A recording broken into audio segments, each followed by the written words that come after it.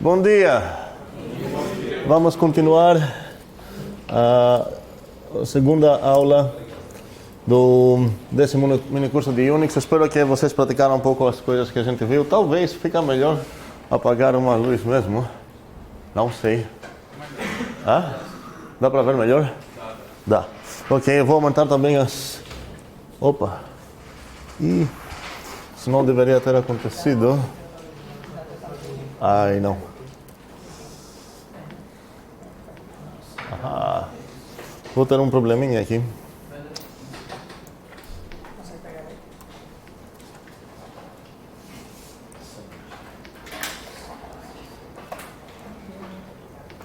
Ok.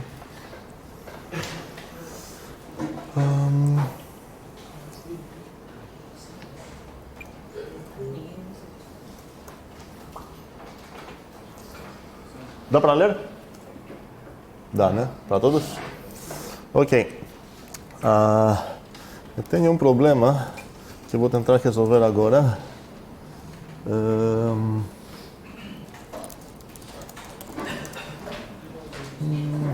Ok. Talvez não vou tentar resolver agora. Bem. Então, sem quebrar nada, espero.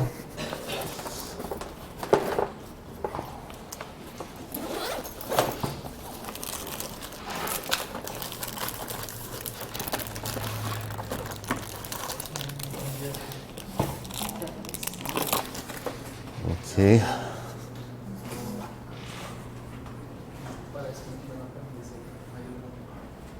Bem, a gente viu na primeira aula certos comandos e a gente parou num ponto, vamos dizer, critical, onde a gente começou a ver como podemos juntar certos comandos.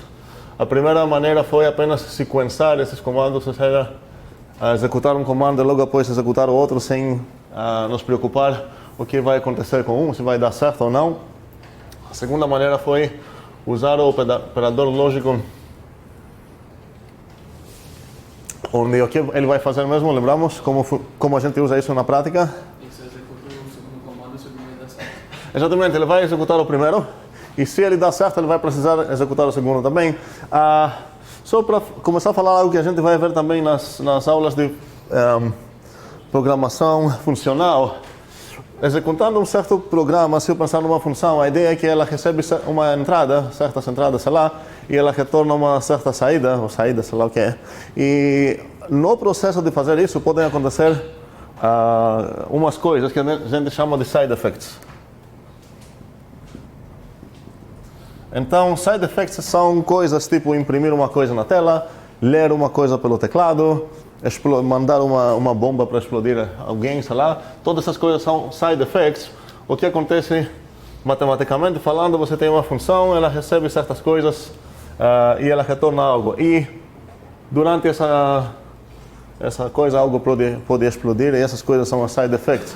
E nesse sentido, tudo que a gente manda o Unix fazer são side effects praticamente no processo de calcular um certo valor. Então a ideia é que o valor lógico aqui seria para achar qual seria o retorno desse comando. Então ele vai começar a calcular esse valor de retorno até achar aquele return, uma famosa da função. E até achar esse return e realmente retornar essa função, podem acontecer várias coisas. E quando a gente programa um sistema operacional, Unix por exemplo, é estranho porque as coisas interessantes na verdade são os side effects, vamos dizer. O que acontece mesmo no nosso programa, no nosso sistema, são os side effects que estão acontecendo a caminho para calcular qual seria o valor dessa saída. Então, nesse caso, é assim que funciona praticamente essa coisa. Seria uma função que quer calcular o valor da conjunção dessas duas. Se eu tenho mais uma maneira de juntar dois comandos, seria com o operador lógico de OR, ou disjunção, vamos dizer. Mas a coisa bem mais legal que a gente viu foi, vou escrever aqui acima, foi que podemos pipar um comando e outro. Então, o primeiro que a gente viu foi o sequencing. Então, a coisa mais legal seria essa aqui. E a gente discutiu um pouco sobre os streams que temos. Cada programa tem, tradicionalmente, vamos dizer, uma coisa chamada Standard Input e tem uma coisa chamada Standard Output e existe também mais uma saída que seria o Standard Error. E a gente viu como podemos redicionar essas três coisas, tanto para escrever uma coisa num arquivo ou para appender, nem sei se existe esse verbo em português. Append, existe? Appendar, escrever no fim, não? Tá, ok, appendar. Provavelmente tem uma palavra chique em português para isso, tem? Incrementar, eu acho. Não, incrementar não. Incrementar? Anexar. Anexar seria attach, né? Enfim, appendar, ok. Podemos então ou escrever sobrescrevendo qualquer coisa que estava antigamente no arquivo. Qual é a maneira que eu vou fazer isso? Como? Acrescentar, ok. Eu falei que seria uma coisa chique. Como eu faço o acrescentamento, sei lá? Acrescimento, sim, tá. Como eu faço isso? Pois é, esse vai fazer write, ok? E esse vai fazer append, beleza, agora comunicamos bem. Ok. E a última coisa que a gente viu foi como podemos, na verdade, compor certos comandos com essa pipa que eu escrevi aqui, de tal forma que o output de um vai ficar o input de outra e por aí vai. Vou só ver se realmente dá para pegar todas essas coisas que estou escrevendo. Não dá para pegar absolutamente nada, seria bom mexer um pouco a câmera e espero que...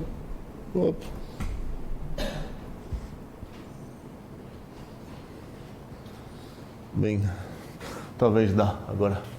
Ok. Bem, então seria legal começar a mexer e aprender mais umas coisas bem básicas de Unix. Agora vou falar, antes de brincar mais com esses comandos e aprender mais, vou voltar para falar um pouco de novo sobre umas coisas legais que o Shell pode fazer. Então, se eu estou aqui, eu tinha criado um diretório, ok, vamos lá no aulas, ok? E se eu quero ver o que tem dentro, espero que lembramos que eu vou usar o ls, tem dois arquivos aqui, e a gente viu que posso dar opções para esses comandos, e frequentemente usado seria o ls-l. Cuidado com o tripé da câmera, por favor. Bem, agora, em geral, cada pessoa que usa Unix vai ter um conjunto de opções que frequentemente usa, por exemplo, para o ls, e é muito comum querer falar, essa vai ser a primeira vez para voltar no meu exemplo do garçom, quero falar, quando eu falo isso, você vai entender que eu quero fazer aquela coisa. Todo esse prato sem cebola, sei lá o que, vamos chamar isso prato de Thanos, ok? Então aqui, eu posso criar um alias, vou dar um nome, sei lá, meu ls, e seria uma coisa que eu uso, vamos dizer, muito, tá? A partir disso, vamos ver essa sintaxe, alias, espaço, o nome que quero dar para esse apelido, igual, e com que substituir isso, eu boto isso entre os single quotes. A partir desse momento, se eu escrever aqui meu ls, eu vou ver que ele executou a coisa que eu ensinei para ele, que significa o meu ls. A coisa mais padrão para fazer nesse caso seria botar um alias no L ou no LL, apenas porque é muito fácil escrever isso e a gente fica usando isso o tempo todo, então vale muito a pena botar um alias em qualquer uma das duas coisas. Vocês vão perceber que o meu L está fazendo algo, meu LL está fazendo algo diferente, porque é assim que eu configurei meus aliases. Dúvida de Douglas? Eu posso colocar buraco na expressão? Buraco no sentido dos meus buracos de... para criar argumentos nesse sentido, você vai precisar... como é? Você vai precisar criar uma função mesmo no Shell, algo que a gente não vai ver, mas não é tão difícil para fazer. Praticamente você vai criar uma função e você vai chamar essa função.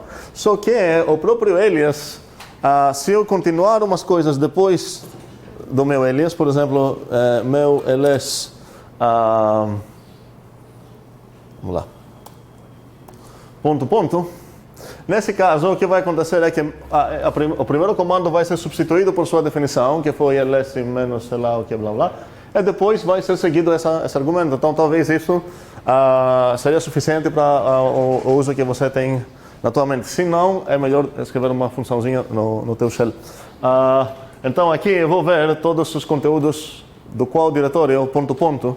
E lembramos, espero, da primeira aula, que o ponto é um diretório que sempre aponta no diretório parente daquele que eu estou nesse momento. Agora a pergunta, vamos ver se lembramos todas as coisas da aula passada. Se eu quero ver todos os aliases que tenho definidos, onde aparecem esse stringzinho aqui, o ls, qual seria uma maneira que eu poderia fazer isso? Vocês não sabem responder com as coisas que eu falei, porque eu não falei como posso ver uma lista de todos os aliases, que é apenas escrever alias. Se eu escrever isso, eu vou ver uma lista de todos os aliases que são definidos. Se vocês podem testar isso agora, provavelmente o próprio shell automaticamente já definiu certos aliases, que em geral muitos deles são chatos, seria bom apenas usar aqueles que a gente vai definir mesmo. Então, mas minha pergunta é como posso ver todos os aliases onde aparece pelo menos essa palavrinha, ideias. Maurício? Ok. Você não é Maurício. Quem falou? Gustavo, não? Ok, grep. Mas grep sozinho não vai fazer nada. O que eu preciso fazer é pegar a saída do alias e pipar essa saída para o grep, que eu creio que o Maurício queria falar de novo também. Então, nesse caso, ia criar um pipe command, seria alias. Agora manda a saída do alias para grep o quê? Para grep ls, certo?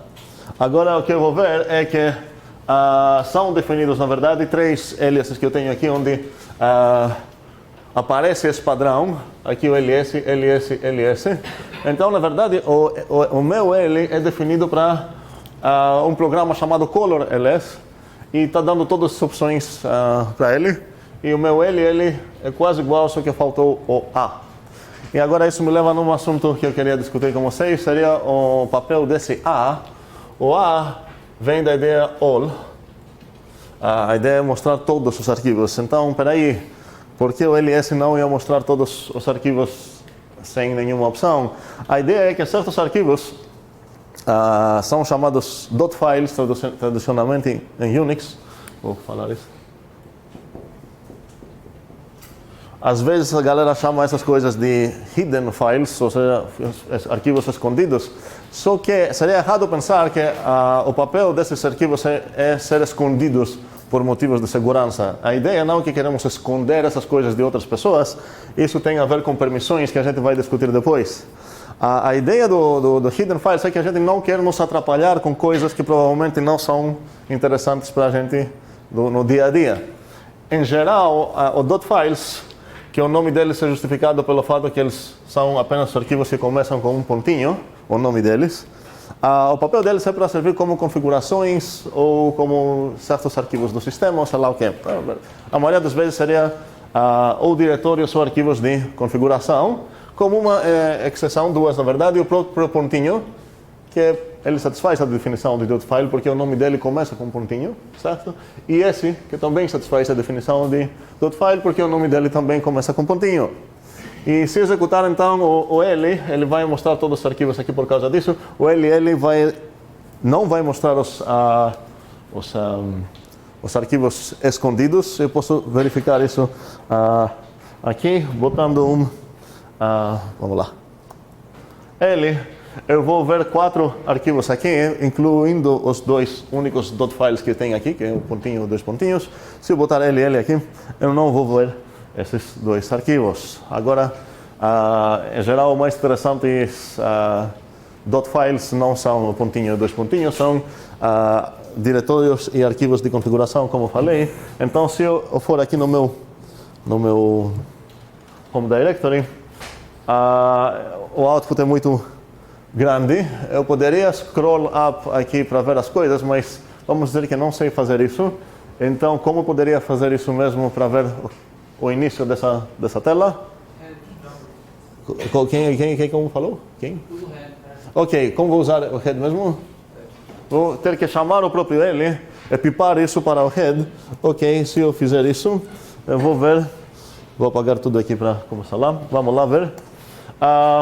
Vou ver as primeiras 10 linhas do output desse comando L. E aqui já tem umas coisas mais interessantes. Okay? Já tem uns certos arquivos, certos diretórios que são .files. E se eu tentar o mesmo comando apenas com o LL,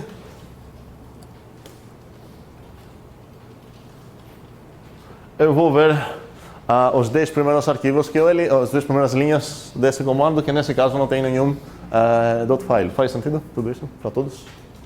Ok. Em geral, seria legal começar a configurar o sistema para nos servir melhor e não seguir apenas os padrões que outras pessoas escolheram como padrões. Então, nesse caso, faz sentido se preocupar, ver como que você pode configurar teu próprio shell.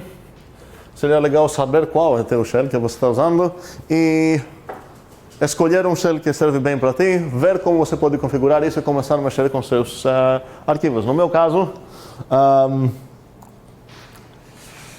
já sabemos uma maneira, na verdade, de ver qual é o meu shell. Alguma ideia, com as coisas que eu tenho falado até agora, como eu poderia ter uma ideia de qual seria o meu shell? Existe uma maneira bem mais legal, que a gente não conhece ainda, mas... Se eu quero investigar agora o meu sistema, estou meio perdido, eu quero saber qual seria o programa do meu shell. Pode dar uma LA. Como? Você pode mostrar todos e procurar. Todos os quê? Todos os files. Os .files, certo? Ok, boa ideia. Nesse caso, se eu mostrar todos os .files, vou pegar o LL, na verdade, desculpa, o L, eu vou pipar ele para o less. Lembramos o que faz o less, está mostrando o seu input, mas ele vai reservar toda a tela e eu posso mexer de baixo para cima e tudo mais.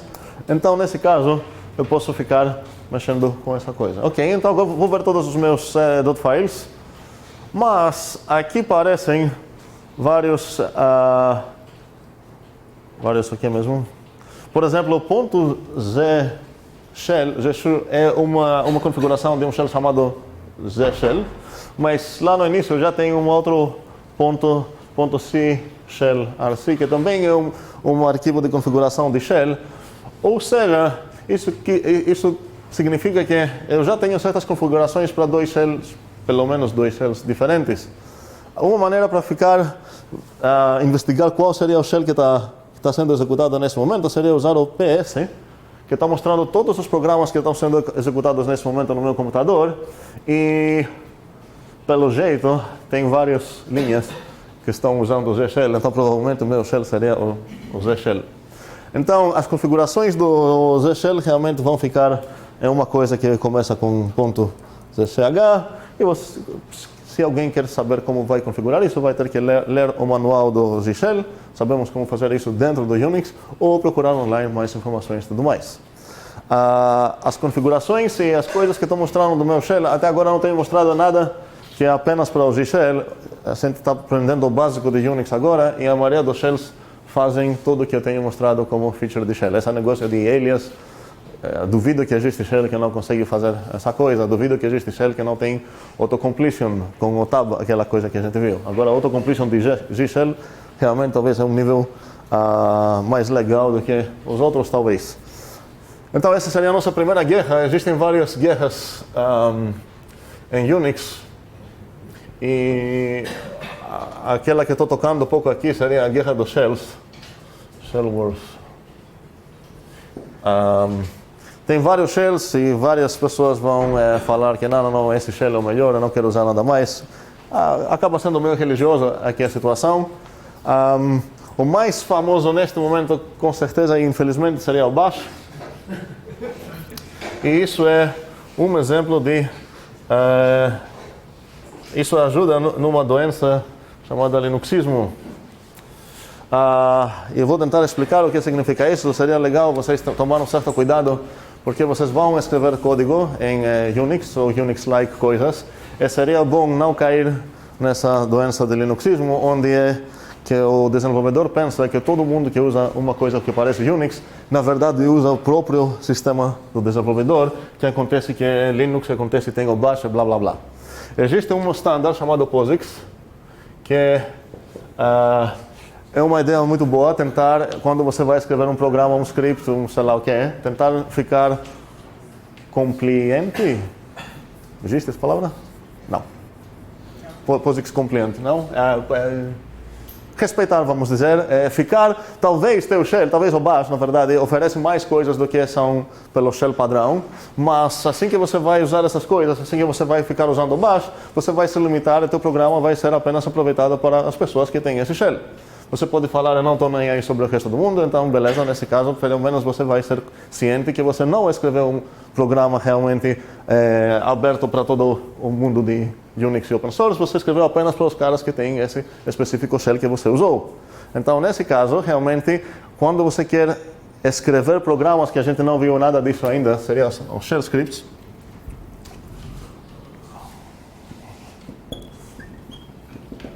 Você tem uma escolha para fazer, você pode usar um shell que tem mais funcionalidades, te ajuda talvez na programação isso, mas assim que você se limita nesse shell, você perdeu toda a outra galera que não usa esse shell. Seria então bem melhor sacrificar certos confortos, ficar num shell mais primitivo, talvez perto do POSIX, e assim você garanta que qualquer sistema que satisfaz esse subconjunto de POSIX vai ser capaz de executar teu código, que é bem melhor. No final das contas, se você acaba escrevendo um programa tão complicado que você necessita mais e mais funcionalidade do teu shell, provavelmente não é um programa para ser escrito numa linguagem de shell script, mas numa linguagem de programação de verdade. Ou de verdade não, essa também é de verdade, mas quiser mais pesada. Então, seria bom saber onde você vai escrever a linha, draw the line, não sei como falar isso também. Eu falar, opa, essa é uma coisa simples, quero escrever um scriptinho que vai funcionar em todo mundo e não vou ficar usando essas coisas legais do meu shell favorito. Então, mesmo por exemplo que eu uso o G-Shell, então vocês sabem em qual batalhão estou aqui, mas quando quero escrever um script, eu não vou programar meu script no G-Shell porque eu quero que esse script seja executado em qualquer sistema. Ok, espero que isso ficou essa ideia. Eu quero que essa ideia fique com vocês, com certeza. Agora, eu falei que tem uma maneira bem mais correta, bem mais legal para ver qual seria o meu shell, e isso seria consultar uma certa variável. A única variável que a gente conhece até agora é essa, que quem lembra o que é que ela segura? Exatamente, a saída do último comando que foi executado está gravada lá. Existem bem mais variáveis, todas começam com o dólar e tradicionalmente muitas delas são escritas toda maiúsculo. Então, uma coisa que esqueci de falar sobre o Unix é que maiúsculo, minúsculo importa. Então, se eu escrever qualquer um dos comandos que escrevi aqui trocando letras, vai ser considerado como se fosse um outro comando e provavelmente não vai dar certo. Então, se eu escrever aqui echo shell, ele vai fazer o quê? Vamos pensar um pouco, exatamente passo a passo o que vai acontecer. Meu shell, tá? Que eu não sei qual é por enquanto, ele vai receber essa linha para executar. O programa para ser executado vai ser o echo, e agora meu shell precisa saber quais são os argumentos que ele vai dar, mas neste momento o argumento que eu estou dando não é resolvido ainda, então ele vai precisar achar qual é o valor dessa variável, e depois de achar esse valor, vai substituir aqui e executar esse comando, dando esse valor como argumento do echo. Espero que não foi tão complicado tudo isso que eu falei.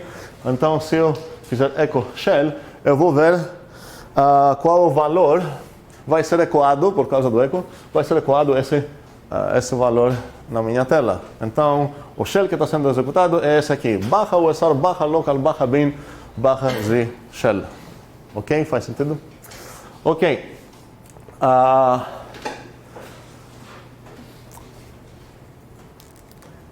Uma página legal para ler no nosso manual, que eu não vou entrar em detalhes, seria o Hierarchy. É uma página que explica da hierarquia dos diretórios de Unix que a gente viu. explica as posições padrão, então a forma que a gente sabe como que um sistema está sendo organizado. Então aqui, por exemplo, eu estou vendo que no /bin são esses certos binários programas que a gente está usando, os usuários também. Está me avisando o que seria o /bsd, que seria o kernel, nesse caso, no meu sistema. Devices ficam no /dev. O /etc. é um dos mais importantes para investigar no sistema. Lá ficam todas as configurações padrão e não padrão de um sistema. E aqui está vendo que tem vários subdiretórios e certos arquivos lá. Vale uma pena entrar no /etc. do seu sistema e procurar ver cada arquivo que está lá, qual o papel dele e o que ele está fazendo. Porque quando você quer administrar teu próprio sistema, provavelmente você vai começar já dentro no /etc. Agora, a resposta não está aparecendo mais aqui, mas foi /usr /local /bin. Se eu continuar aqui ou fazer uma pesquisa, /local, pronto, não, local time, vou ver na próxima, n para next, local, ok, estou vendo que existe, aqui vai ser o usr, ok, tem bastante coisa.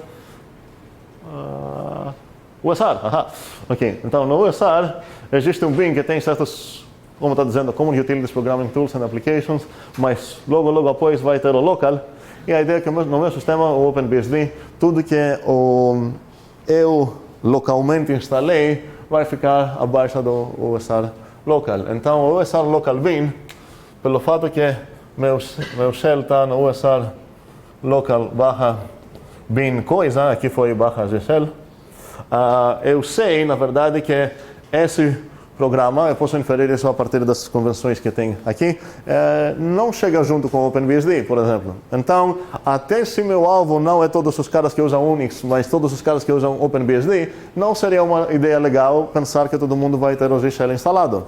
Eu sei que o Zshell foi instalado manualmente porque está no USR local. Isso é uma convenção, por exemplo, do OpenBSD. Um outro shell, por exemplo, no /bin, existe um outro shell, e como ele está no /bin, não no USR local, blá blá, eu já sei que isso chega junto com o meu sistema, não fui eu que instalei. Claro, se eu quiser mexer uma coisa, posso quebrar essas convenções, mas no melhor do caso isso vai acabar me confundindo um belo momento, e não seria uma boa ideia quebrar esses padrões. Perguntas?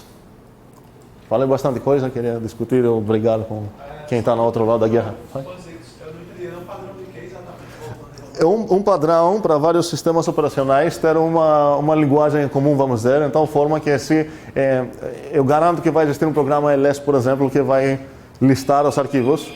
Isso foi meu? Espero que não. Mas se foi, vou ter que silenciar essa coisa. Ainda não sei se foi o meu, mas nem estava silencioso, talvez foi o meu. Desculpa. Então, no POSIX, por exemplo, vai falar, tem que ter um certo ls que vai fazer isso. Tem que ter um comando cp que vai pegar essas opções e vai comportar desse jeito. E agora chega, por exemplo, o Linux está dizendo, ok, o cp do POSIX é legal, mas eu consigo adicionar mais opções nesse cara para ficar mais legal ainda. Se você usar essas opções extra, você já está linuxismando, no sentido de teu programa vai acabar usando certas coisas que não são garantidas em todos os sistemas que gostam de satisfazer o POSIX. Existe até para Windows, por exemplo, existe uma coisa chamada Cygwin, que você pode instalar num sistema de Windows, que ele oferece todas essas ferramentas. Oferece um shell que é o POSIX Compliant e, em geral, vai oferecer todas as ferramentas que a gente vai ver. E você pode brincar com essas coisas praticamente até dentro do Windows a partir do Cygwin. Agora, os sistemas comuns, nenhum é 100% POSIX Compliant, mas tem uns que levam essa questão mais sério que outros. Outra pergunta, ou perguntas, sei lá. Tá todo mundo seguindo ok? Ok, agora pergunta. Eu escrevo aqui ls, e como a gente viu, existe um certo programa chamado ls, e está sendo executado aqui e está mostrando todas essas coisas. Ok, eu estou dentro no no meu diretório home, lembramos essa minhoca que representa o home, pontinho Zshell. como que o shell sabe onde fica o código do ls para executar? Nesse caso, não o código, mas o binário. Espero que todos sabemos que em programação a gente escreve numa coisa que parece mais linguagem de humano e o compilador traduz isso para, muito simplificada a ideia, mas enfim, traduz isso numa maneira binária para ser executado para a minha máquina. Então, em um belo canto fica esse ls. E a pergunta é como que o shell sabe onde procurar para achar esse ls. Existe um comando, where is ls? Vocês podem adivinhar o que ele faz. Ele vai falar, está aqui, no /bin/ls. Mas se a gente pensar que o shell acabou de pesquisar toda essa coisa neste momento e achou tão rápido, seria extremamente impressionante a minha máquina e ela já tem quase 10 anos, então não é o que aconteceu. Então a pergunta continua, como que... Cuidado, por favor, com o tripé. Como que o meu shell sabe onde procurar achar os programas que estou pedindo para ele executar?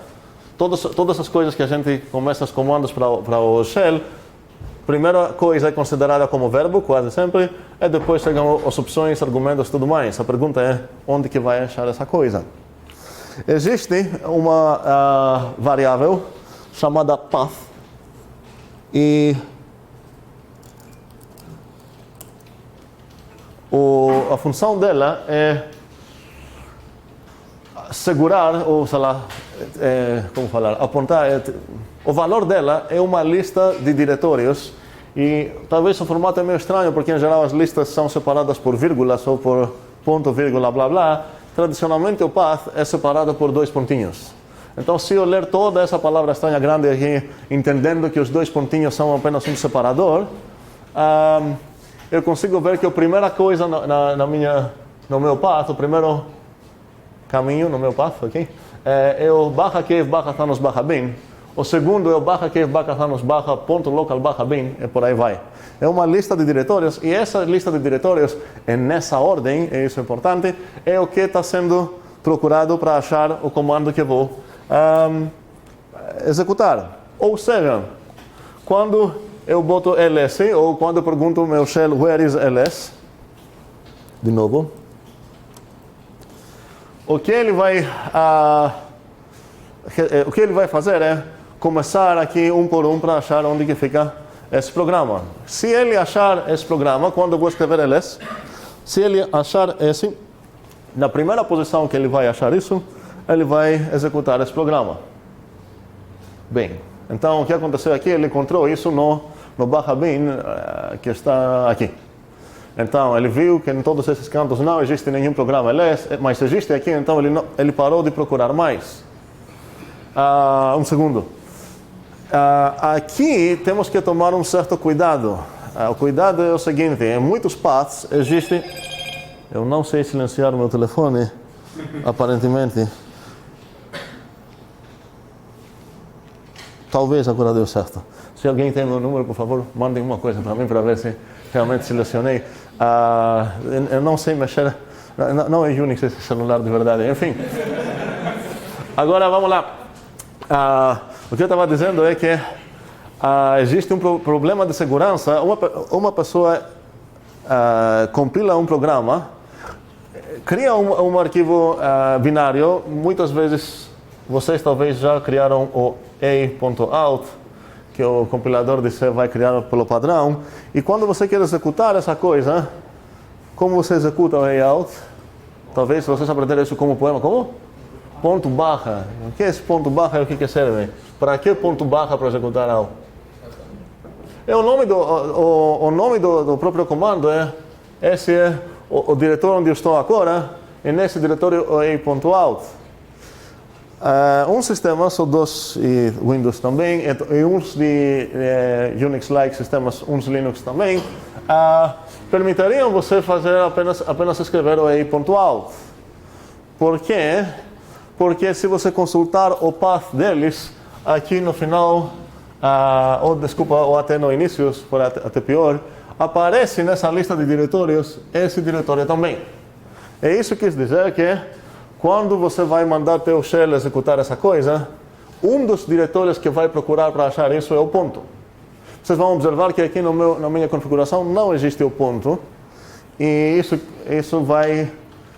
então, se eu criar um out, eu tentar escrever out, ele não vai executar esse programa, exceto se por alguma coincidência existe um arquivo chamado assim no meu path. Mas por que isso pode acabar sendo perigoso? A gente vai ver certas coisas de segurança também. Essa seria uma bem simples. Imagine que você baixou um programa, abriu esse programa e lá existe uma coisa chamada ls. E você quer ver o que tem lá, você vai escrever ls para ver o que tem lá, só que teu shell vai consultar teu path para ver onde que fica o ls. E se nesse momento você tem o ponto, inclusive se tem esse pontinho antes do próprio /bin que fica o ls original, você vai acabar executando esse programa que foi chamado ls por algum motivo malicioso, provavelmente, e ele vai executar algo com suas próprias permissões e você vai pensar que na verdade você está executando ls. E se essa pessoa foi suficiente espertinha, no processo de fazer qualquer coisa malandra que ela vai fazer, ela vai chamar o ls verdadeiro também, e você vai ficar, ok, funciona bem, e você vai demorar bastante a entender que na verdade essa coisa que você está usando não é o ls real, e algo mais está acontecendo por trás. Esse seria um exemplo de por que seria uma ideia ruim botar o ponto no teu path. Mas pelo menos espero que a gente entendeu como funciona o path e como o shell procura ver onde que vai executar essas coisas. Se eu escrever aqui where is L, eu vou receber um erro. Eu já tenho configurado meu shell para mostrar o número de erro, sei que o erro é o número 2. Nesse caso é que o L não foi encontrado. Mas mesmo assim o L funciona. Por quê? Porque ele foi alias para um outro programa chamado colorls.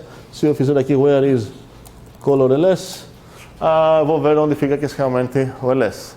Existe uma coisa parecida um pouco com where is, só que é diferente, como vocês vão perceber, é o which. Desculpa, o which nesse caso não mostrei a diferença, seria which L. E agora ele está dizendo qual é a coisa que você vai executar se eu ia executar isso. Então está dizendo which ls, SLS, ok.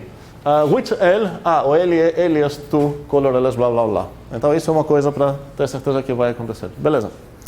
A gente já encontrou várias variáveis, não tantas na verdade, o shell, o path, existem bem mais, e o nome delas na verdade é environmental variables, é o ambiente que a gente trabalha, e se eu executar o env, eu vou ver uma lista de todas essas variáveis, ok? Nesse caso, Ctrl L, por exemplo, eu posso configurar mais variáveis, mas eu quero ver todas as variáveis onde aparece o ed. E existe uma variável então aqui definida chamada editor, e o valor dela no meu sistema é vim. Vocês podem brincar com o mesmo comando, ou env grepar para ed, ou até pedir ecoar. Vocês vão ver que minha compleção aqui é esperta para completar até as variáveis que já são definidas. Poderia consultar o valor dessa variável dessa maneira também. Com certeza não todos vocês vão ver isso no sistema. Podem ver outros editores, VI ou Emacs ou sei lá quem. E o que isso afeta? Toda essa lista de variáveis que eu mostrei para vocês é disponível para os programas que a gente executa. Quando você escreve um certo programa, você pode consultar os valores dessas variáveis. Então, quando eu vou abrir, talvez aqui, um programa chamado crontab, para editar uma coisa do cron que a gente por enquanto não sabe o que significa, mas esse programa abriu um certo editor para eu editar o arquivo, e esse editor que ele abriu foi o vim. Esse é mais um exemplo de decoupling que acontece em Unix, onde um programa bom, quando ele vai precisar dar para o usuário editar um arquivo, vai ter que criar um novo editor dentro dele. A gente quebrou totalmente a filosofia de Unix de faça essa coisa bem. Então não faz sentido o próprio cron, que a gente vai encontrar daqui a pouco, implementar um novo editor, eu apenas quero editar um arquivo. Existe um editor que faz esse trabalho bom, existem dois. E nesse caso, então, faria sentido respeitar minha preferência, o cron tab, consultar qual é o cara que eu falei que é o meu editor favorito, e nesse caso ele vai abrir esse editor. Faz sentido o que aconteceu aqui? Está tudo isso ok. Vou sair daqui. Vamos lá, se eu no changes made to cron tab, ok. Já que eu falei do cron tab, seria bom mencionar pelo menos duas ferramentas legais de Unix. Vocês podem procurar o manual depois para ler mais informações. É o cron e o add, que são conectadas, como a gente pode descobrir se eu consultar também o manual de cron. Nas últimas linhas,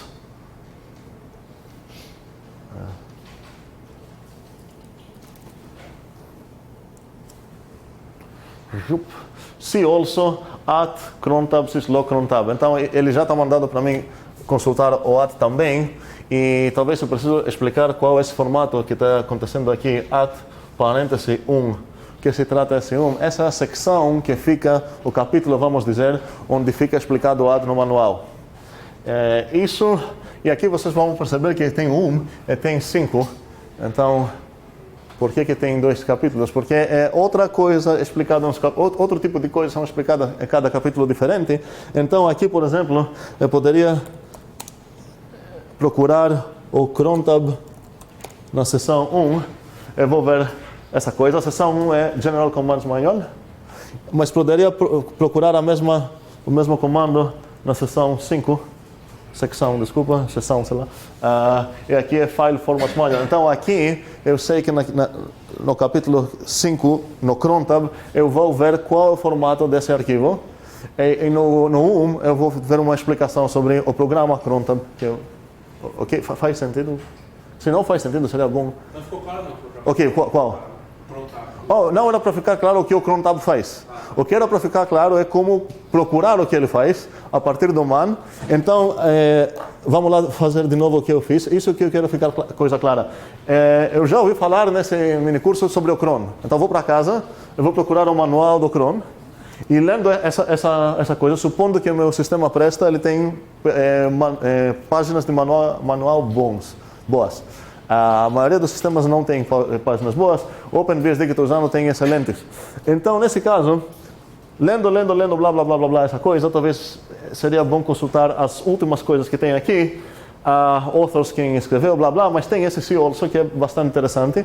E nesse caso, ele está falando, olha também nessas coisas no teu manual. E aqui aparecem duas, o cron tab 1 e o cron tab 5. Então, esse seria, olha também no capítulo 1 a entrada de cron tab. E olha também no capítulo 5 a entrada de cron tab. São duas coisas diferentes. O 1 vai descrever o programa cron tab e o 5 vai escrever o formato do arquivo que o programa vai ler. Vamos ver, ok? Mas não queria entrar em detalhes do cron e do add, pelo menos vou falar o que eles fazem. O cron é um servidor, ou um daemon, como a gente fala, daemon em Unix. Daemon e servidor são sinônimos na Unix. Daemon, os cristãos mudaram essa ideia, mas em grego, na Grécia Antiga, daemon foi uns espíritos que serviam, na verdade, não era nada de mal. E o servidor serve, então de onde é daqui que chega essa palavra daemon para servidor. Servidor é um programa que fica esperando certas coisas acontecer, ouvindo coisas para fazer algo. E nesse caso, o cron é um certo servidor que está sendo executado no meu sistema. Se eu executar aqui ps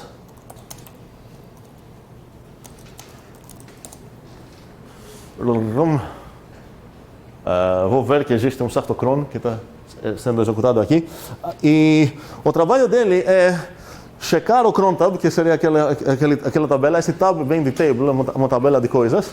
E lá a gente fala, cada 3 dias ou cada 3 horas executa aquele comando. Então, cada vez que a gente quer fazer uma coisa periodicamente, a gente usa o cron. A gente não vai mexer com o nosso programa, o player, sei lá, se a gente quer cada segunda-feira, 8 horas da manhã acordar, não seria uma função para o player, seria botar no cron, executar outro programa periodicamente. E o AT é meio parecido, não é quando você faz algo periodicamente, mas quando você em um específico momento executar algo, você vai usar o AT. Às 8 horas de manhã, naquela data, faça aquilo, uma vez e pronto. Beleza, como eu falei, não quero entrar nesses detalhes, não nos importa muito aqui, mas vocês podem, pelo menos sabem que existem para procurar. Mais uma variável bem parecida com o editor seria qual é o meu pager favorito. E nesse caso, o meu pager eu acho que seria o less. O pager é, como a gente viu na aula passada, o programa que a gente usa para ver arquivos, ler arquivos, e o editor seria aquele que a gente usa para editar arquivos. Perguntas? Não, fale. O que seria Dynamize? Seria o quê? Daimon, só que com I-Z. Daemon is? Demonize? Com Z. Com Z, certo? E o Z seria americano, o S seria inglês. Em contexto de Unix? Porque ele está dizendo que vai rodar. É uma opção aqui quando eu rodei o Ok, então seria no contexto de Unix mesmo. Aí seria que esse sufixo seria o isar em português, certo? Então quis dizer, quando você leu isso, quis dizer que esse programa pode virar em modo de escutar, virar um servidor. Ele vai demonizar, então ele vai ficar lá sendo executado no background, esperando certas coisas para acontecer. E quando isso provavelmente é sobre um programa que o padrão dele não é ser executado no modo de daemon, mas existe vice-versa também. Um certo programa que pelo padrão ele está sendo executado no background, esperando certas coisas acontecer. Você vai ver uma opção, a dual dessa opção, a contrária, vamos dizer, onde seria, em vez de ficar demonizando, fica aqui na minha frente porque eu vou querer controlar isso. Okay. Outra palavra relacionada com isso seria fork. Fork in background, que talvez vocês vão encontrar lendo certos manuais. Fork é quando, fork literalmente é... Como é em português? Não, literalmente o fork é... Garfo, sim, obrigado. Então, o fork é que está saindo um outro processo a partir do teu, e esse processo em geral pode ser executado no background. Uma maneira de fazer algo no background seria escrever o comando que você quer executar e botar um ampersand depois dele. O ampersand é esse simbolozinho aqui, e apenas um, ok? E nesse caso, o efeito que tem é que ele vai ficar executado no background. Por exemplo, eu poderia executar aqui, sei lá, o top no background, e agora estou vendo que ele pegou um certo número de processo, é esse número lá, e nesse momento não está acontecendo nada. Desculpa, ele está lá no background. Eu posso fazer coisas de novo no meu cell, posso consultar eles, blá blá. Se um belo momento eu quero conectar de volta para o programa que tenho no background, eu posso escrever fg para trazer isso para o foreground. Faz sentido? Opa, ok? E agora está aqui, de novo no meu segundo. E agora vamos dizer que quero sair de novo para o meu shell, mas sem parar esse processo. Existe um atalho bom para saber, seria o Ctrl Z. Se eu tocar aqui Ctrl Z, comando não está destino, por quê?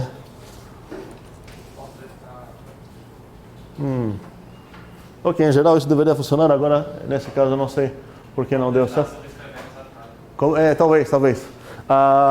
Em geral, quando você tem um programa que ele está sendo executado com o Ctrl Z, você pode mandar esse programa ser suspendido, suspenso, ok?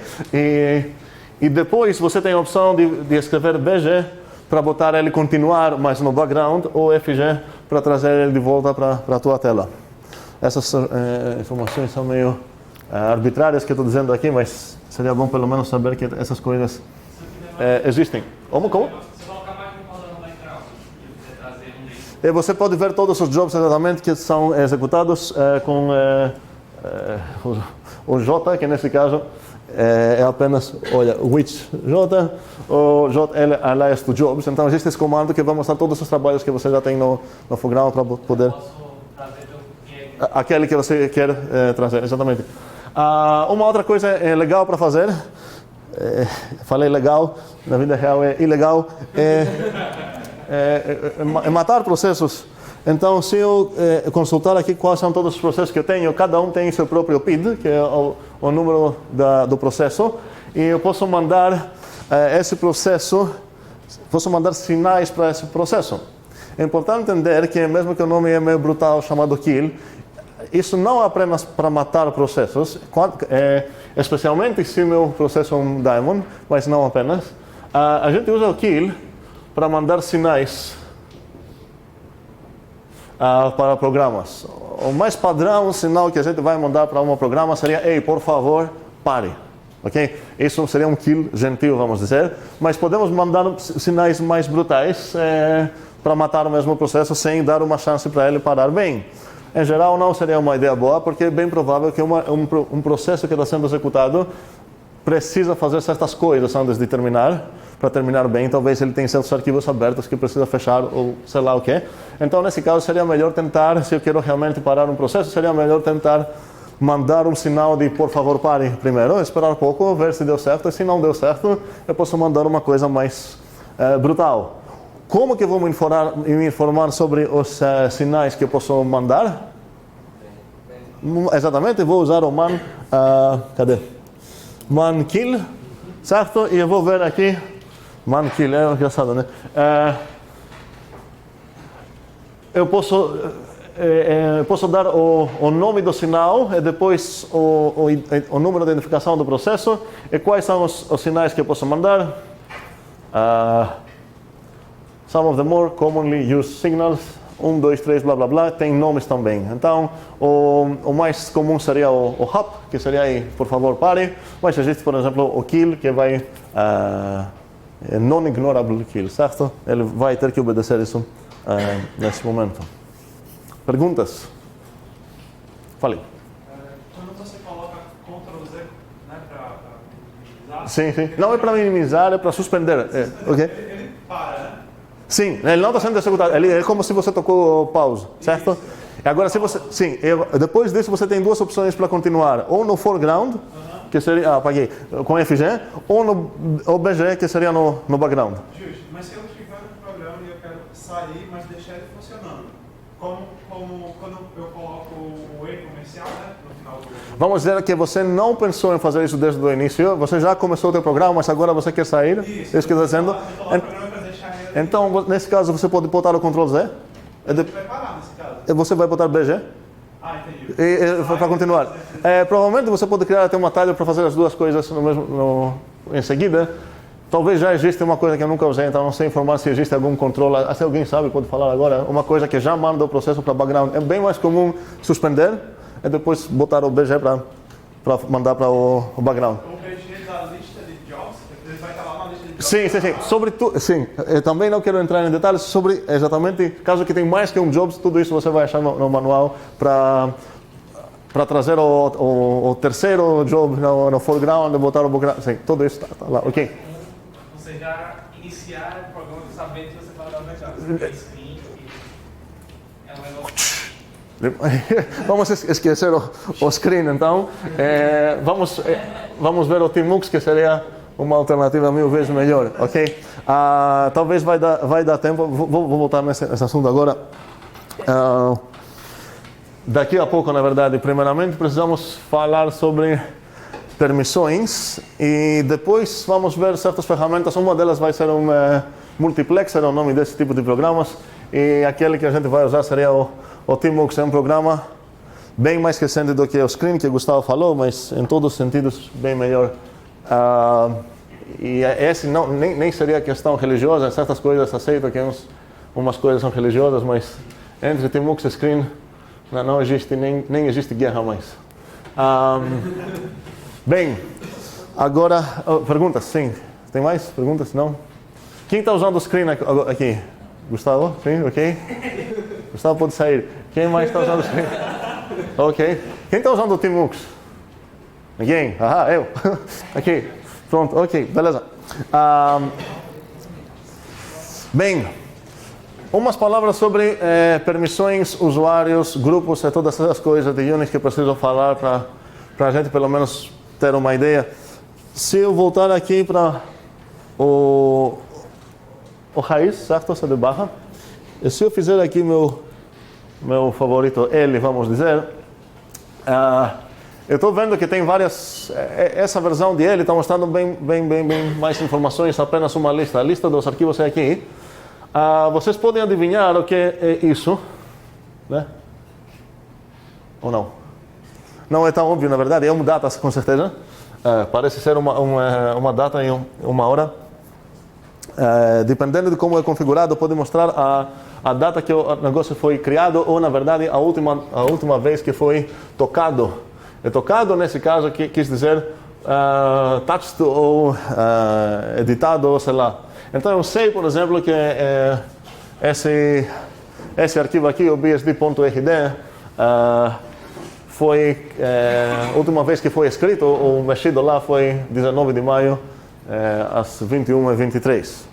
Ok, essa coluna não tem nada a ver com permissões, mas estou apenas dizendo que com essa maneira de listar os arquivos, eu estou vendo mais informações sobre cada arquivo. Agora tenho acesso na data que ele foi acessado a última vez. Não, acessado, desculpa, alterado. E o alterado também é mentira. Porque se você tocar uma coisa apenas, a única coisa que você está alterando mesmo é essa data aqui. E é útil para certos casos. Estou vendo também o tamanho em bytes de cada arquivo, ok? As coisas que me importam aqui são essas duas colunas aqui e essa coisa estranha aqui que parece que alguém está me xingando.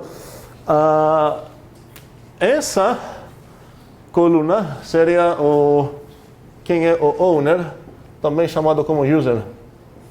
Então, isso quis dizer que esse arquivo pertence ao usuário root, é propriedade dele, mas eu tenho uns certos arquivos, o meu usuário Thanos, o Fixpoint, o Futuro, sei lá, o Midnight, essas são coisas que pertencem ao meu usuário. Ok, e outra coisa aqui, que infelizmente nesse exemplo que estou dando todo é will, está dizendo qual é o grupo onde o arquivo pertence. Ok, isso tem a ver, o que significa usuário e grupo. Grupo, como a palavra própria fala, é uma lista de usuários. A ideia é que quero grupar certos usuários, falar esses caras são os administradores, esses usuários aqui são os alunos dessa disciplina, esses usuários aqui são os administradores de web, sei lá, esses são os administradores de banco de dados, blá blá. Posso separar então, criar grupos, e as permissões que vou dar podem ser ou por usuário ou por grupo. Posso criar um diretório, por exemplo, onde apenas os usuários que pertencem nesse grupo podem entrar, ou posso criar um diretório falando que apenas esse usuário pode entrar.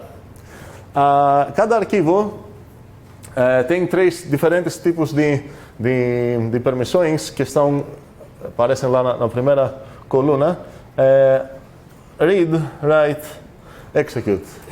Que é essas. Então, para cada uma delas pode ser liberada ou proibida para cada usuário ou para cada grupo. Então, cada uma dessas coisas pode ter o valor 0 ou pode ter o valor 1. E agora vamos ver quem estudou análise combinatória.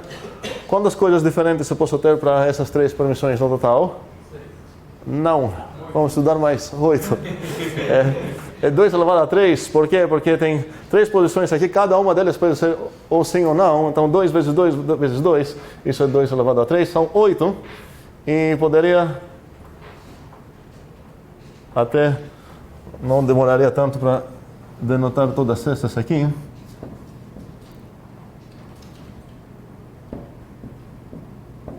Agora, todos vocês são muito acostumados com o sistema binário, o sistema octal, tenho certeza. Posso falar que esse seria o 0, 1, 2, 3, 4, 5, 6, 7. E com certeza não dá para ver nada nas linhas que estou escrevendo. Uma outra maneira de pensar na mesma coisa seria essa, posso pensar que é a potência 1, essa é a potência 2, e essa é a potência 4. São todas potências de 4. E então, uma maneira de descrever toda a tripla aqui, se é sim ou não, para cada um do read, write, execute, se é sim ou não, seria apenas somar esses bichinhos aqui, caso que é ativada. Então, por exemplo, se eu quero ativar apenas o read e o execute e não ativar o write, qual seria um número para representar isso? 5, certo? Tenho 1 e tenho 4, então é 5. E vice-versa, se alguém me dar o 5, eu posso extrair essa informação. Não tem chances de uma coisa ser duplicada, muito bem.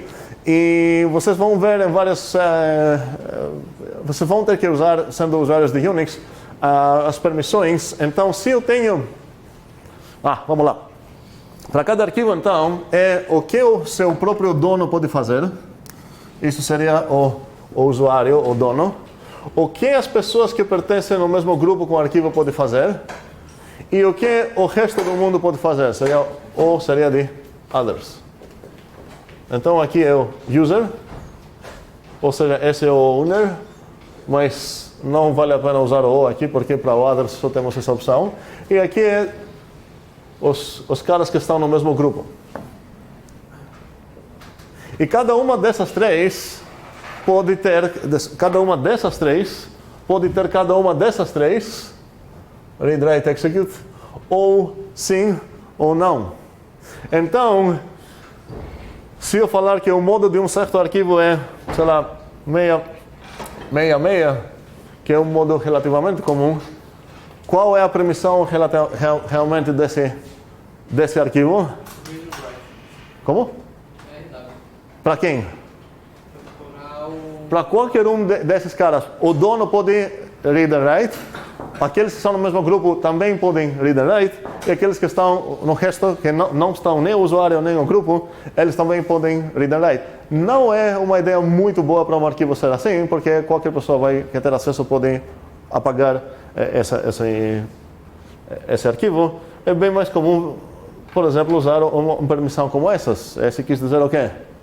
O usuário pode read and write, aqueles caras que estão no mesmo grupo podem apenas ler, e o resto do mundo pode apenas ler também. Para diferenciar o resto do mundo e fazer esses caras sentir mais privilegiosos, poderia botar o modo 640. Isso seria representado aqui. Vamos fazer um teste então. Esquecendo a primeira informação aqui, que é um D, um tracinho, se olhar para essa coisa aqui, permissões do Midnight, qual seria a representação numérica dessa coisa aqui?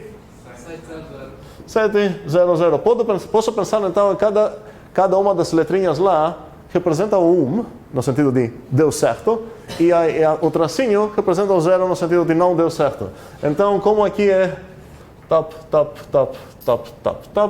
isso quer dizer que essa coisa aqui é 1, essa coisa aqui é 000, e essa coisa aqui é 000. Ou seja, traduzindo isso para octal com aquela maneira que a gente viu, isso seria 700. Certo? Faria até sentido, talvez pareça meio paradóxico, meio estranho, mas faria até sentido dar mais permissões aqui nos others. Aqui poderia dar, por exemplo, sei lá, read e execute. Okay? Qual vai ser o efeito? Então, aqui seria... Como seria aqui? Aqui? Não, isso 5 seria aqui, certo? E aqui seria 101, certo? Ok. Por que isso faria até sentido? Não precisamos pensar que os others sempre têm menor coisas. Talvez eu quero excluir certa coisa para um certo grupinho. Então, é isso que estou fazendo aqui. Mas os caras que não são, esses são os punidos, certo? Ok. Como é possível ter permissão para executar aqui sem Como? Seria possível ter permissão de execução sem permissão de leitura? Sim, que talvez também para ler uma coisa você tem o direito de apagar também. Ou seja, quando você está tentando apagar algo, a permissão que está sendo testada é a permissão de write. E você poderia, então nesse caso talvez faz mais sentido ter esse acesso. Eu não falei nada sobre o X, o execute. Se é programa, eu acho que é bem óbvio que faz. Você tem permissão de executar o programa. Mas todas essas coisas aqui que aparecem TSX são diretórios. E nesse caso, executar em um diretório não faz sentido. mas o que essa permissão corresponde nos diretórios seria que você pode fazer CD nela, você pode entrar nesse diretório. Então, o fato que esse Midnight, por exemplo, não permite ser executado nem por os outros caras do Will, nem por os outros caras, blá blá, quis dizer que sou apenas eu que tenho o direito de entrar nesse diretório, ok? E o que é permissão de leitura, então? Como? Para diretório. Leitura você pode... leitura seria conseguir fazer ls, que é diferente. Para conseguir fazer o quê? ls, sim, para ver os... Para conhecer a existência dele, eu preciso de permissão Opa. de leitura. Um segundo. Estamos onde estamos? Sim. Nesse caso, então, para ver os conteúdos do diretório, você precisaria o read, mas para entrar nesse diretório seria o X, sim, o executar. Falei tudo isso, mas não falei como posso mudar essas coisas, que seriam dois comandos. Seria o chown para change owner. Nesse caso, a gente usa isso para mudar o usuário, também o grupo de um arquivo. Existe o change group, que é só para mudar o grupo de um arquivo. E existe o chmod para mudar toda essa string, todas as permissões de um arquivo. Bem, como estamos de tempo, temos mais tempinho, porque eu quero ver mais umas coisinhas. Talvez o último assunto dos principais que quero ver sobre Unix seria os symlinks, que a gente não usou até agora, e depois pouco falar sobre editar arquivos. Então, vocês talvez já perceberam que aqui no meu Home Directory, talvez seria melhor... Tá. Se eu executar assim, certas coisas são cor de rosa, sei lá, e são decoradas por essa arroba, e todas elas, na verdade, são seguidas por uma setinha e uma outra coisa. Esses são chamados symbolic links. E o que isso está dizendo é que, olha, aqui dentro existe uma coisa chamada docs, mas a única coisa que ela faz, ela aponta para essa coisinha aqui. Então, se eu tentar fazer cd docs, vai ver se existe essa coisa que esse bichinho aponta, e se existe eu vou cdar nessa coisa. Uma coisa importante para entender é que o symlink tem todo o direito de apontar para algo que nem existe. Isso não tem nenhum problema. E se eu quero... Então, um uso padrão, vamos dizer, de symlinks seria... Talvez você tenha várias configurações diferentes. E você usa uma em casa, uma em trabalho, sei lá, você dá esses nomes para diferenciar, mas no final das contas, teu programa vai apenas consultar qual é o conf. Em vez de ficar, então, editando cada vez, copiando e colando esse programa, faria mais sentido, em vez de ter um arquivo verdadeiro, real, oficial, sei lá, chamado blá-blá.conf, criar apenas um symlink, dependendo de qual é a coisa que você quer usar. E nesse caso, o teu programa, sequer sabe que essa coisa não é um arquivo real, porque quando você vai tentar operar nesse arquivo para ler ou para abrir num editor e tudo mais, na verdade, efetivamente, o que você vai fazer seria trabalhar no arquivo que eles apontam. Todas essas coisas são symbolic links, por isso tem o nome sim, e para criar a gente usa o ln-s. E pelo fato que existe essa opção -s, vocês já podem imaginar que existem links que não são symlinks, são chamadas hard links, que não vamos entrar no assunto de hard links aqui porque não vamos precisar nada disso, mas faz sentido pesquisar sobre isso. Uma pequena explicação seria que o symlink aponta para nomes de coisas, mas o hard link aponta para um nível mais abaixo, na posição onde ficam essas coisas. Então, nesse caso, um hard link ia apontar, ei, na verdade eu aponto na posição, sei lá, 2500, sei lá o quê, e nesse caso, não quero entrar em detalhes, quem quer procurar essa coisa chamada um inode, isso já sai bastante das coisas que a gente vai precisar para o Unix. Perguntas sobre esses assuntos? Nada. Ok. Muito bem. Posso apagar tudo isso então.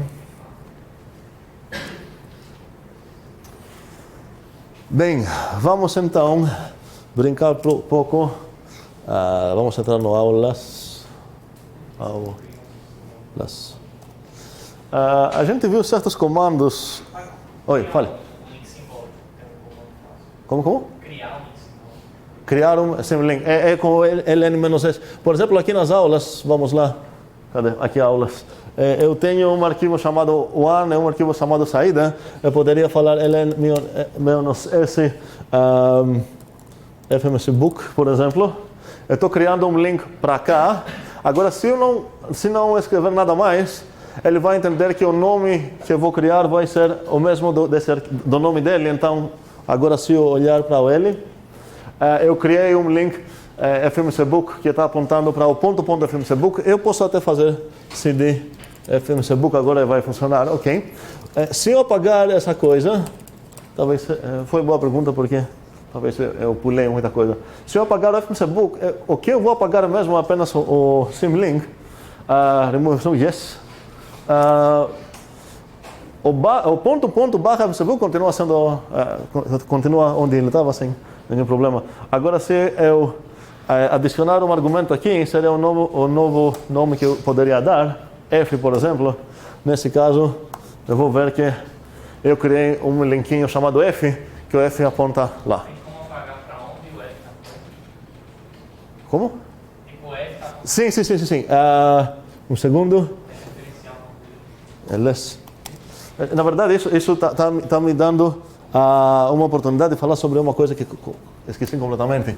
No meio dos meus comandos, talvez eu vou precisar substituir algo com a saída de um comando.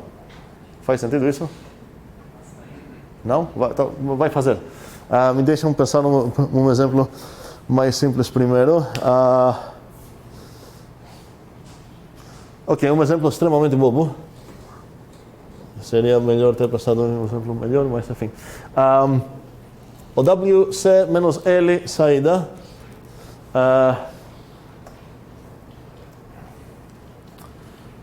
tem essa saída, ok? Está estranho.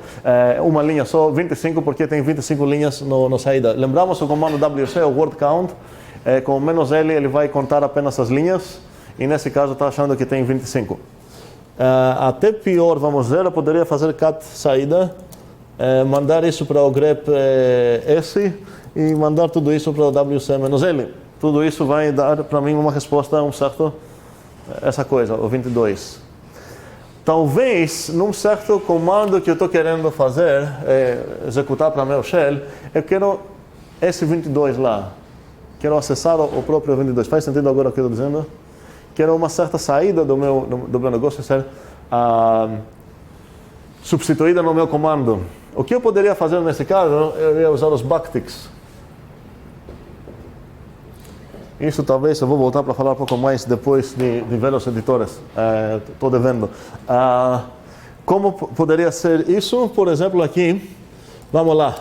Existe um comando, por exemplo, sleep, onde ele recebe um número, 4, e ele está dormindo para 4 segundos. Ok? Beleza. Agora, eu poderia fazer uma coisa bizarra, que não faz sentido nenhum nesse caso, mas poderia pegar toda essa coisa aqui, botar em backticks e executar um sleep de tudo isso.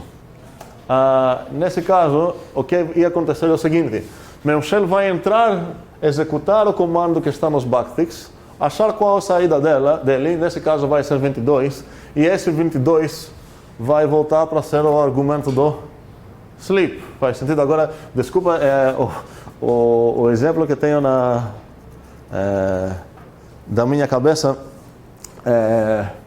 não foi o melhor, mas dá para entender o que significa, o que podemos fazer com os backticks. Faz sentido isso?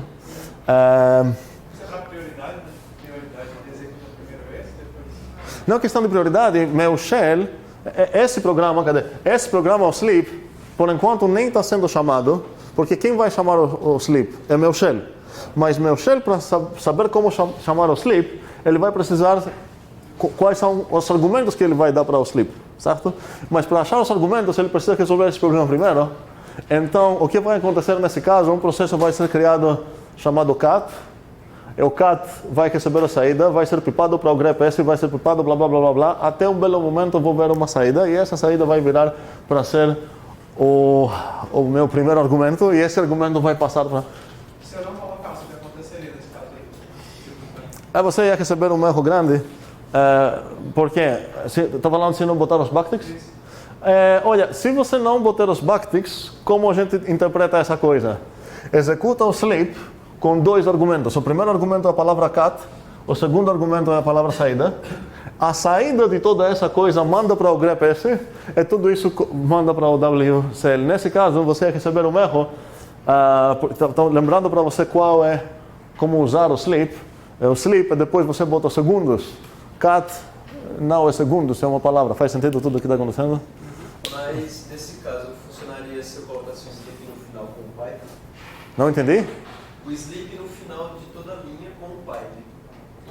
Não, porque o sleep não está lendo... Boa pergunta, por que não isso não funcionaria? Porque o sleep não está esperando do standard input dele para ler quantos segundos dormir, ele está esperando receber isso como um argumento dele. E nesse caso eu posso ver isso a partir do usage que ele está lembrando para mim, sleep seconds. Faz sentido?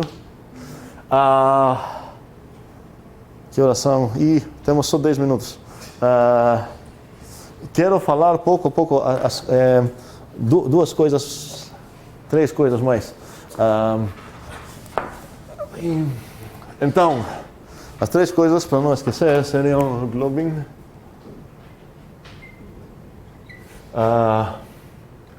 pouco de regex e editing. Será que eu vou conseguir? Acho que não. Vamos ver. Globing é mais uma coisa que facilita nos nossos shells, onde eu posso usar certas coisas que talvez vocês são acostumados. Aqui eu tenho esses 3 arquivos, vou criar mais um. Ok. Opa.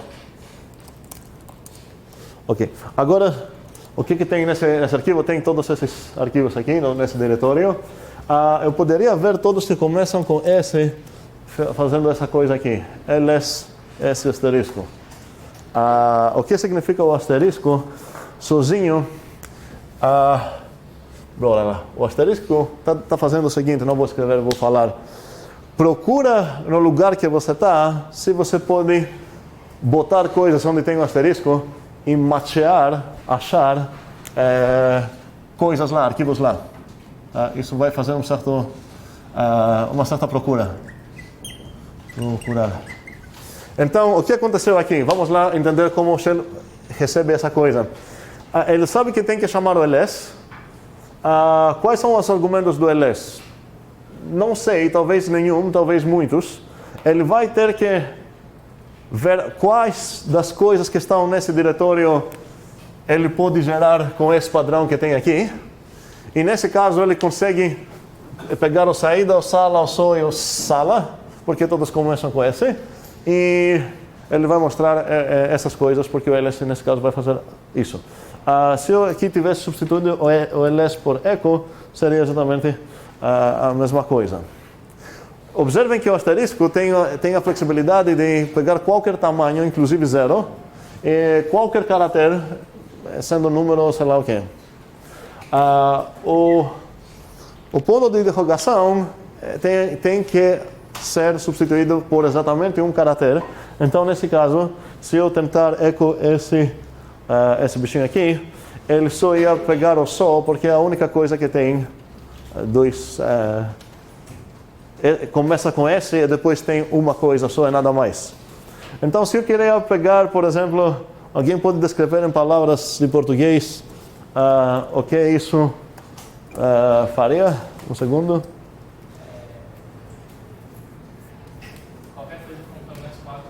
Qualquer coisa que tem pelo menos 4 caracteres, certo? E se eu começar fazendo coisas bizarras, como, por exemplo, essa aqui, seria qualquer coisa cujo terceiro símbolo é o C e tem pelo menos 5 símbolos, ok? Beleza. Uma outra coisa padrão que posso fazer aqui seria usar ranges.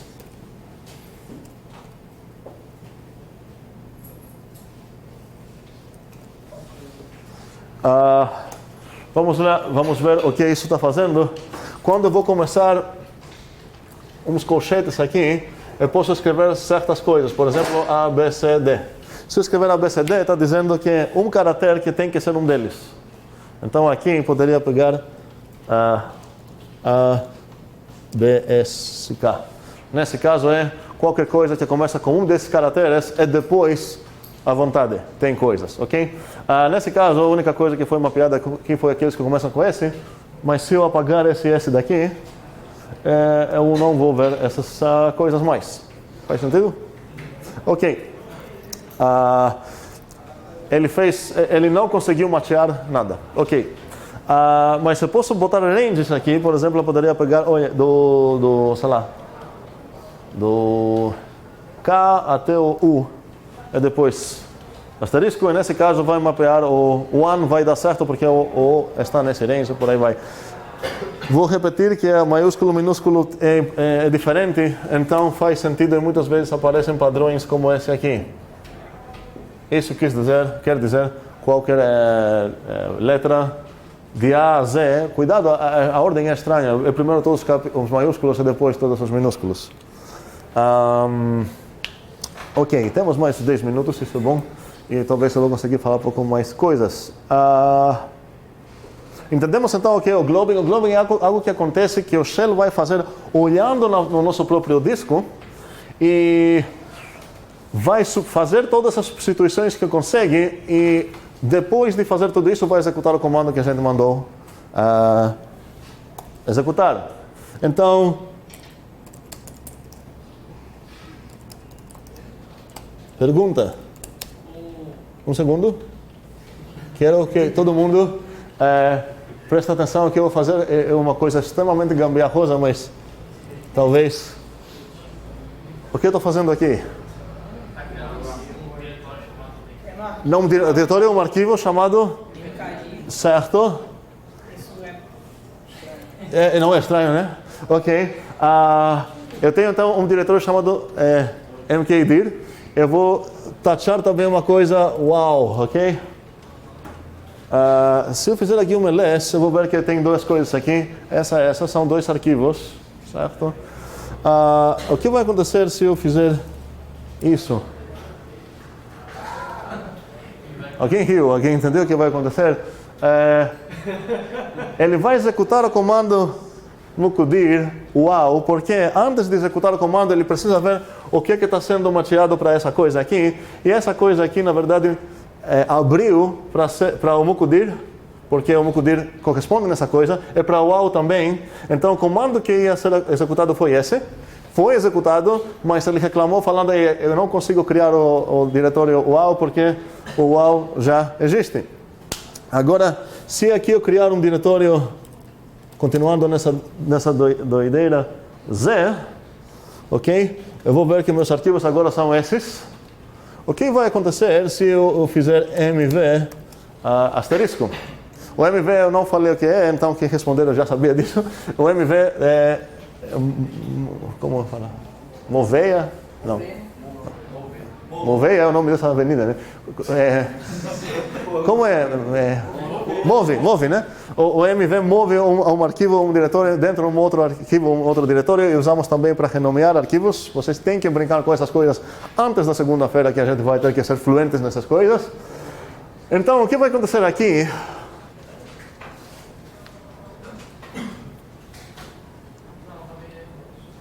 Como?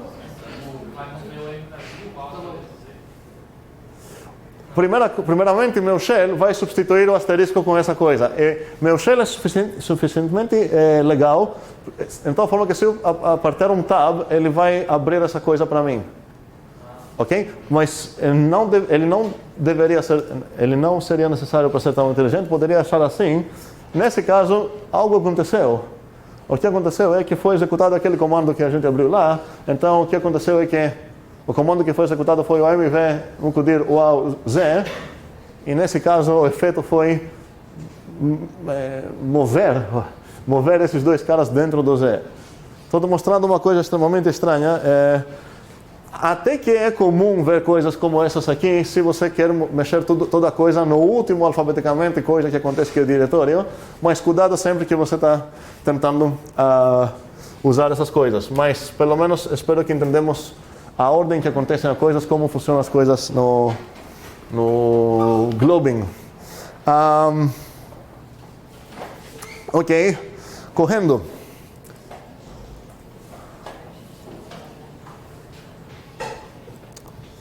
Vou falar apenas... Tá, vamos lá.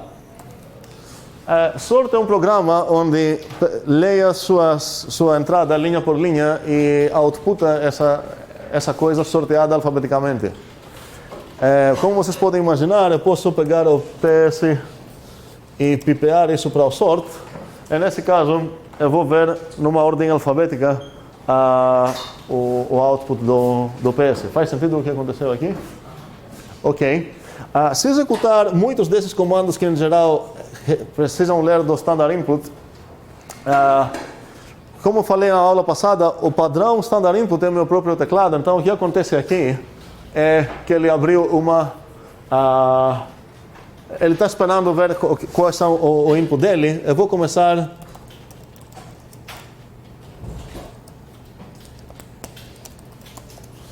escrever coisas. Ele não está sorteando, não fazendo nada. Por quê? Porque ele ainda não sabe se eu terminei.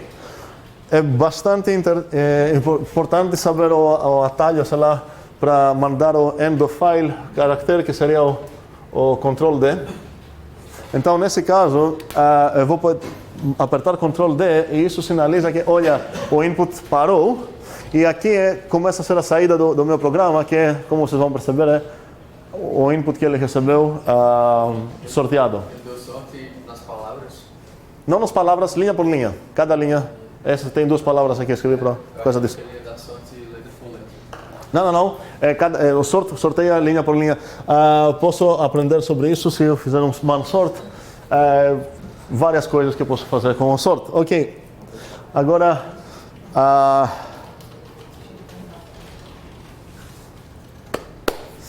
ok. Vamos pegar tudo isso aqui. Com as coisas que eu sei até agora, eu consigo criar um arquivo com um certo conteúdo que eu gosto. Eu quis dizer, arbitrário, que eu vou passar na minha cabeça. Se eu quero criar um arquivo...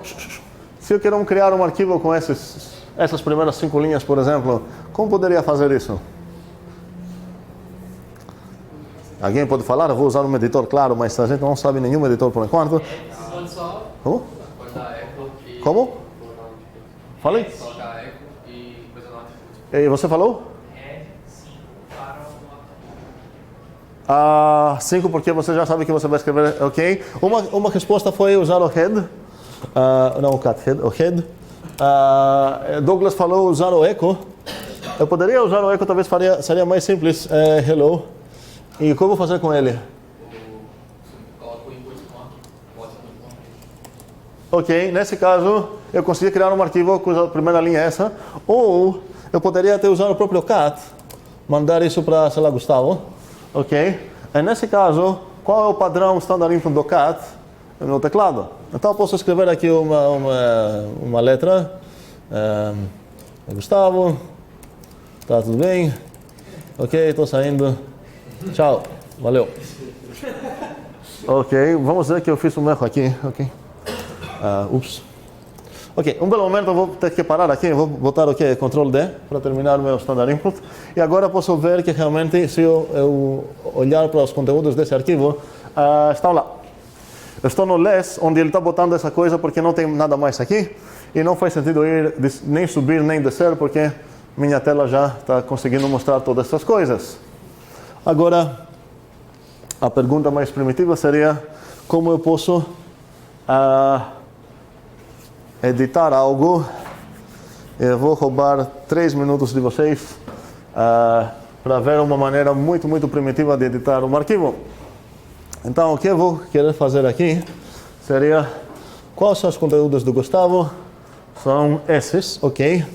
E eu vou tentar editar isso com o editor Ed. O Ed é extremamente primitivo, extremamente low level como editor. Vai ser garantido de existir em todo sistema Unix. Você tem que esperar que você nunca vai ter que usar isso, mas é bom pelo menos ser